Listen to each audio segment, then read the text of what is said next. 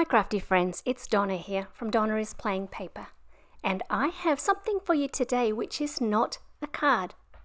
I'm a little bit of a planner fiend, but I can tend to spend a little bit too much time in my planner and also use it to get myself in a little bit of a pickle of too much to do. And so I'm trying something new for March and April that hopefully will keep me on track. My first step, of course, was to go shopping. And I've picked up a bunch of the new planner stamps from Paper Rose Studio, as well as some Bright Days Ahead die cuts and papers, and this is my diary. The papers are double-sided and you get 3 of each paper, so it doesn't matter that, for example, July and August are on the back of each other, because you get one that you can use for July, one that you can use for August, and a spare one that you can use wherever you like. These papers would also be great for memory keeping, and they come in a 12 by 12 pack as well. So anybody who uses the pockets for memory keeping, those would be exactly the right size. To begin with, I've sliced up the March sheet of paper, and then I'm just looking through the cut aparts to find a few that match the images on those, and then stamping up a few things to add to the pages. The diary I'm using this year has very thin pages, and all of the inks that I tried went through the pages, and so I'm going to cut out some separate little bits and stick them on. But the diary I used last year, which was a week to a page, had beautiful thick pages, and I could have done the stamping directly into my planner. I've sliced this little piece that says March right at the top of the word March so that I can stick that hanging out of my diary. So far it's been really hard to know where I am in the year, and this is going to help a lot.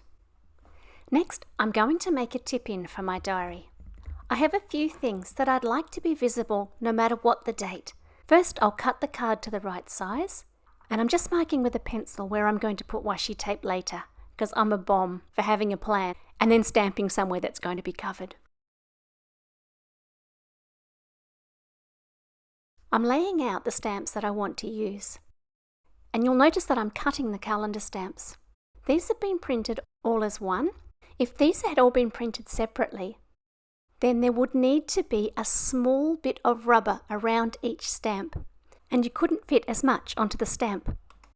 So by printing them as one and letting us cut them apart, we've got a bunch of different options that we can choose from.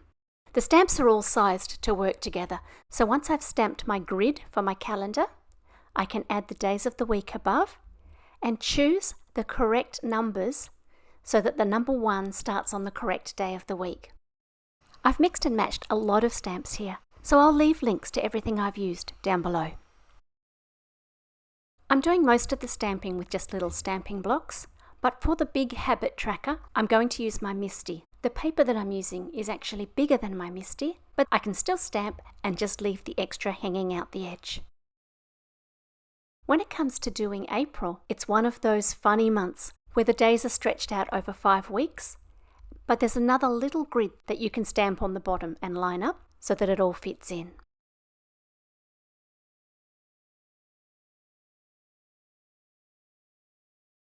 I'll erase those lines now, they've served their purpose, and stick this into my planner with washi tape.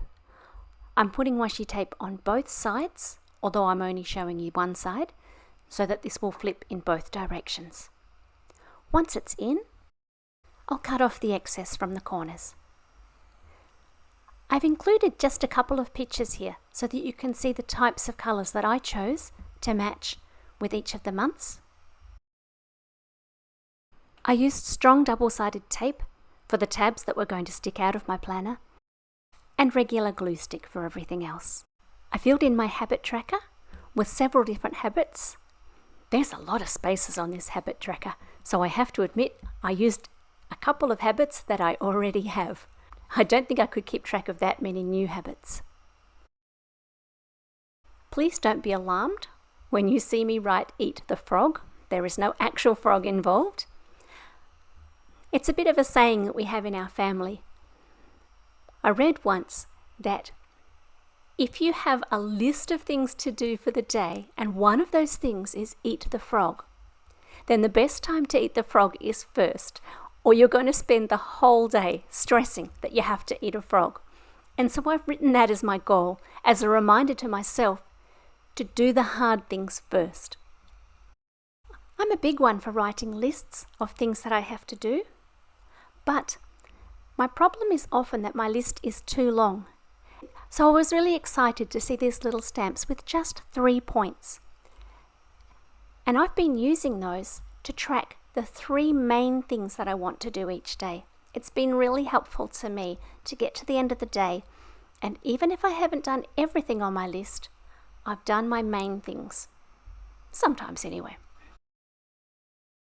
I think these stamps are really quite versatile. This is how I've chosen to use them. I wonder what you would do.